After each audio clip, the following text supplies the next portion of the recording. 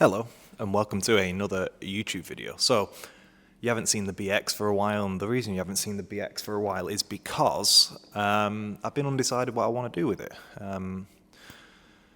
So since the last time I drove it, it's always seemed to have had it, a weird auto choke carburetor issue where sometimes you'd be on the motorway and you'd be cruising at 70, all of a sudden your MPG or just your needle will just start to go down, it'll sound not very throaty, and it'll be like choking itself for air. So, and then occasionally it'll be fine. So I think there's some sort of carburetor auto choke issue. There's also the CV boots exploded. The other side I didn't do. One of the steering arm gaiters which I fitted, I think I put on the wrong way. Therefore it's floppy on one side and not on the other. So that's a bit of an annoying job. What else is wrong with it? There's LHM pipes keep popping off on the front struts. I think it's either the shock absorber might need a rebuild or the bodge that someone's previously done with brake pipes isn't sufficient enough because the rubber is too broken at the bottom. So it probably needs some new rubber hoses. I've got a cold air intake which I was going to fit to try and get the car, a bit, because all that emission system's now been removed. I feel like it's just a hot air intake. It needs to have a bit of colder air going into it. So yeah, I've got a lot of parts for the car, but I did decide the other month that I was going to sell it. I've moved to a newer unit. I've been really busy, so I haven't really had time to do anything or film anything. But this week I'm quiet, so I'm like, okay, let's see what I can do with the BX, and let's have a good health check after I've done X amount of miles. I can't remember how many miles I've done, but I'll put it here. This is how many miles I've done since the recommission and MOT. So yeah, it'd be nice to see how many miles I've done, and this is the first proper time we'll have a proper look together, and we can write a new list, which I've been writing a new list anyway. I've been writing a new list ever since the day I took it out. The first day I took it out, I've been writing a little list. Therefore, I can decide what is necessary, what isn't. Stuff like the dash rattle, stuff like that. I don't really care about that at the moment. I'd rather just get it running a bit better. We still seem to have a coolant leak somewhere, so I'll probably put it under pressure. That's some diagnosis work we can do. There's an oil leak from the cam cover. I thought the rocker arms were adjustable, but they're not. It's on buckets, and so the engine's quite tappy at the top end, which isn't good. The oil's very clean still. I'm wondering, is it getting diluted by fuel? Because it's overfueling when the auto choke sticks on. So that needs to be addressed. I might see if I can manualize a choke, but for now, I've got a carburetor rebuild kit, which I'm going to do first and then monitor from there. There's a few things on the car. Obviously, it's rough, isn't it? The car is rough. You know it well now if you've been watching the videos. It's a very rough vehicle. It's never going to be a show winner. But for what the car owes me and what I would sell it for, it's for sale at the moment for, I think, £2,700 on Facebook. It's had a lot of views. It's had like 15,000 views on Facebook Marketplace. Is there a point? For $2,500, is there a point? Shall I just keep it? I'm going to keep it up for sale, so if anyone does want it and is genuinely interested, I will not go cheaper than what it says right now. That is the lowest price I'll go, because if not, I might as well just keep it. I know how much money I've got in it, I know how much time I've got in it, and as a businessman, I think it would be silly to sell it for anything less. So if you want it, come and buy it. Probably regret it, but for now, I'm going to keep hold of it for a while, because the interest I've had is mostly messers, or mostly people asking me what spec the wheels are and other things like that. So yeah, I'm going to pull the vehicle into the workshop now. Oh, another thing, the battery went completely flat. It must have done that phantom radio thing where it turns the radio on intermittently and it's caused the battery to go dead. So I've charged the battery. That's in my van currently. I'll get that fitted. See if it starts. If it doesn't, I'll have to jump start it and then take the battery back off and charge it again. But yeah, I've got a battery kill switch. You should fit a battery kill switch to your classic car, everyone, because this has just been headache. It's the reason why it sat for so long as well, because I would have normally have used it, but it just went flat. Like over a week, it went completely flat. It must have done that thing where the radio comes on. So yeah, let's get the car in and I'll show you.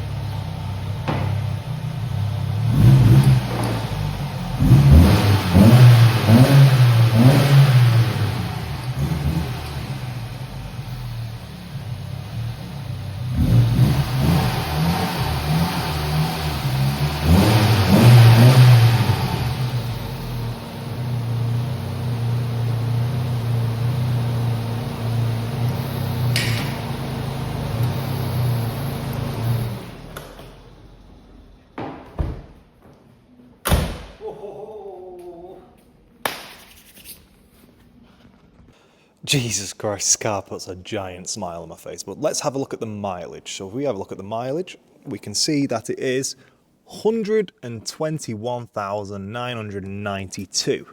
And if we go to the back here, we can see the, oh, ignore this trim, doesn't fit very good.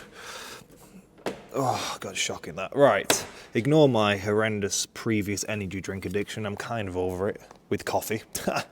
So 121,388. So let's just call that 1,400 miles. So I've done about 600 miles in the car. So yeah, I've done 600 miles in the car. So this is its first proper health check. I've sent it up in between just because I've heard some funny noises, which I've now know are characteristics of the vehicle-ish. So yeah, I've done 600 miles-ish. So yeah, let's do a full report, full breakdown, and let's see if we can get some parts in today. Maybe fix something, or at least fit some parts which I do have in stock, because I bought a few things for this car. Definitely put a battery kill switch on today, no matter what. We'll do that today. As for CV boot, the other one had been like that, dry as a bone from, so, you know, it'd probably been like for years, so we can decide what is worth it, what is not for now. At least we can compose a list, get me back into the routine of making videos on the vehicle and go from there. So first things first is oil level is still okay. It's about 80% on the stick. It was 100%. So that's good. Well, it's not good. It means that it's losing a bit, which we know. But it means it's probably burning a little bit, but it doesn't smell of fuel, which is a positive. I thought it was going to smell of fuel because of the carburetor issue, which is good. So if it doesn't smell of fuel, it means that it's not overfueling to the point where it's diluting the oil, which is good. Let's just carefully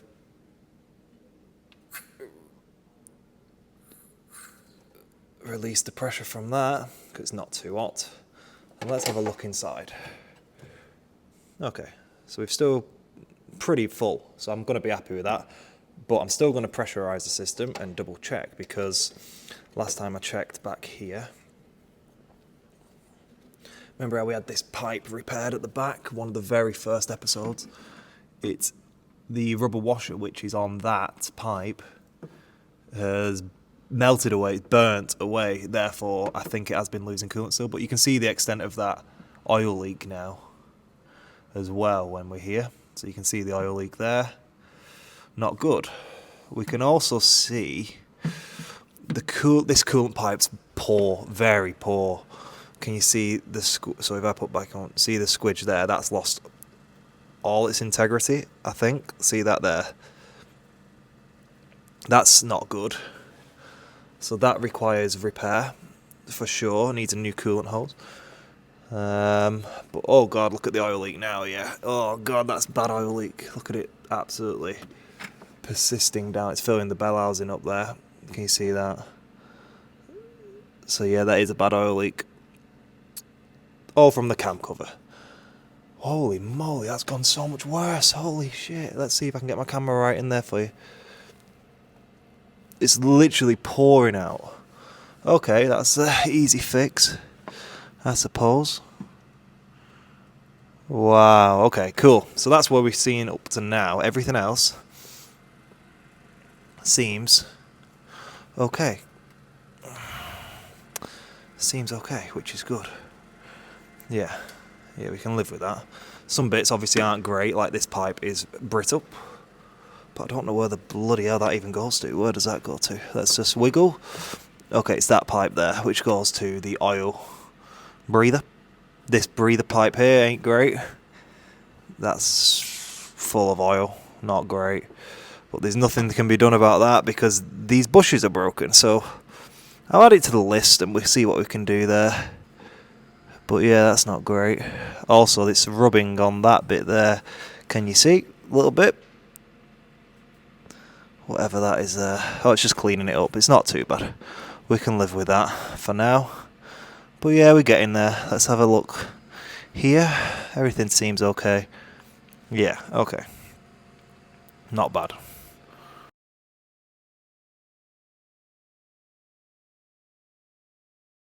Okay, so if we go around the vehicle, we have no play in anything. Everything's good, brake pads are good, discs are good, bit of a tear there, it's cosmetic, I don't really care. Back here, no playing anything, the discs are starting to clean up, which means that they are bled a little bit. Probably re-bleed the back brakes again, just try and make that a little bit better. Same again, no play, but yeah, started to clean up, which means that they're doing the thing. And on the front here, no play. Brakes are good, they've cleaned up nicely, which means, yeah, I'm going to add and bleed the back brakes again to the list, just to make them back brakes work a little bit better, because the front do lock up actually when you stamp on them, it's crazy. Okay, we can see here, CV boot has exploded badly, but the pipes for the LHM have stayed on this time, which is good, so that's definitely needs doing. CV boot. If we go here now, we can see oil, lots of it. Oil leak, oil leak, oil leak. I've tried to figure out where it's coming from, but I think we would be stupid to do anything before that cam cover's changed. If it was input shaft seal, I'd expect the clutch to be wet. It's not. So we'd be stupid to do any oil leak diagnosis or repairs until that cam cover's changed. Up here we can see an LHM line has popped off. Where that's come from, I don't know. Coolant leak. It seemed like the new water pump might be leaking slightly. Monitor that. But everything else on the front seems okay. Nothing to be concerned about as of yet. So yeah, we've seen what we need to do. Yeah, there's a little LHM leak there. I don't know whether that's coming from this pipe here or it's coming from the actual body itself. Again, it's not big. I'm not going to be too overly concerned yet. The rack pinion top, we've got a sweat on it, LHM sweat there. But everything at the back here is okay for now, which is good. What this vehicle could do with is all the brake lines, LHM lines, everything like that needs greasing. But yeah, kind of good, but kind of bad at the same time. Can we see here? Can we see this steering rack end here? How it just doesn't fit right? See that? How it just fits shit. So yeah, we will have to, probably going to buy a new one of them. I'll just buy a new one and then I can do it again, because I'm not taking it all off to potentially rip it and then have not one in stock. So yeah, I'll get a new one of those ordered as well.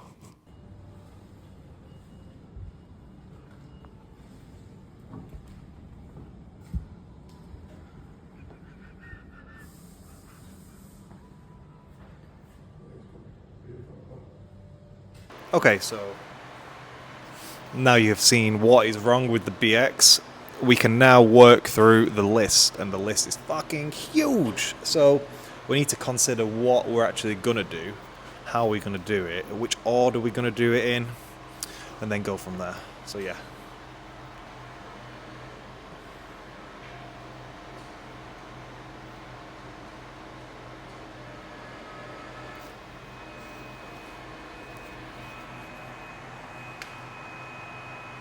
So yeah, if you want me to keep the BX, follow, like, do all those things, because if I keep it for a while, I will be doing some of the repairs. Maybe not all of them, but I'll be doing some of them. All the ones which like need doing. For example, CV boot. Which ones really need doing? Cam cover leak, CV boot, inner rack joint, again.